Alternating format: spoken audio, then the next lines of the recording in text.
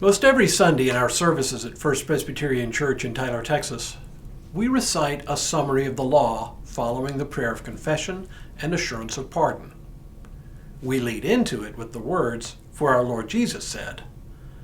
But even these words he quotes are from the Old Testament, and the two commandments Jesus quotes summarize the two parts of the Ten Commandments: laws concerning our relationship to God and laws governing our relationship with one another.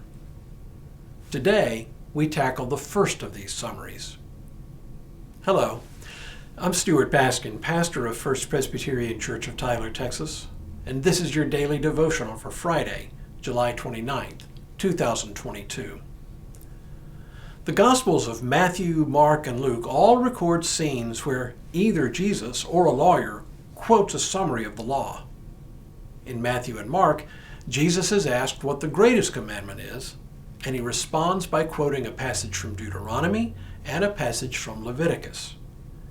It is the passage from Deuteronomy we'll look at today.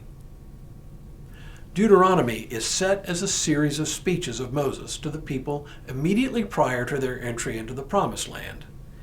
In these speeches, Moses emphasizes the importance of remembering what God has done for them, of obeying the laws, and of passing this knowledge of what God has done on to succeeding generations. Deuteronomy 6 includes one of the most important statements in the entire Bible, and it is known by the first word of the sentence in Hebrew, Shema, which is the command to hear. Think, hear ye, hear ye. It goes, "Hear, O Israel, the Lord our God, the Lord is one. And you shall love the Lord your God with all your heart, and with all your soul, and with all your might." The first thing you may notice is that the words as Jesus quotes them in Matthew don't say might, but mind. You shall love the Lord your God with all your heart, and with all your soul, and with all your mind. Yes, this is a difference, but not one to particularly worry about. Either way, the effect is the same. Our fundamental command is to love God fully and completely. You can see why we think of this command, even though it doesn't appear in the Ten Commandments themselves, as so important. They summarize the essence of the first four of the Ten Commandments: to have no other gods, to make no idols, to refrain from taking the Lord's name in vain, and remembering the Sabbath. But it does even more than that. It provides the most fundamental framework for understanding the entire law, and indeed, the entire Bible. Here's what makes this summary so important. As John Calvin points out, the person who truly loves God will keep the commandments as a joy rather than as a burden. Ultimately, he says, the man who comes to obey God will love him first.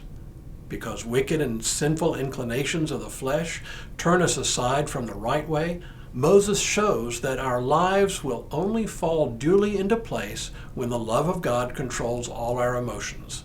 Let us therefore learn that the love of God is the beginning of religion, for God will not have the forced obedience of men, but wishes the service to be free and spontaneous. No wonder, when asked what the greatest commandment is, Jesus doesn't quote from the Ten Commandments themselves, but quotes from this speech of Moses. Obeying the commandments because they are orders is no guarantee of obedience, let alone cheerful obedience. Obeying the commandments because we love God makes them no burden at all. What Moses says after this serves to underline its importance. You shall love the Lord your God with all your heart, and with all your soul, and with all your might. Keep these words that I am commanding you today in your heart. Recite them to your children and talk about them when you are at home and when you are away, when you lie down and when you rise.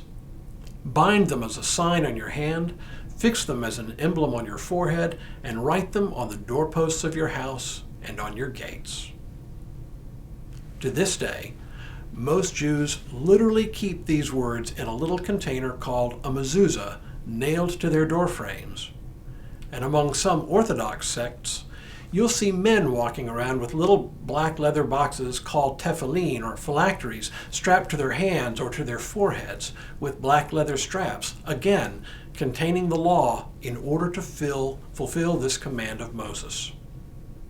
Now, you and I may not use mezuzahs or tefillin, but would that we would keep the commandment to love God that close to our hearts at all times. Tomorrow, we turn to the second portion of the Ten Commandments, beginning with the command to honor our fathers and mothers. But for now, may God continue to bless you and keep you in all that you do this day and in all the days ahead.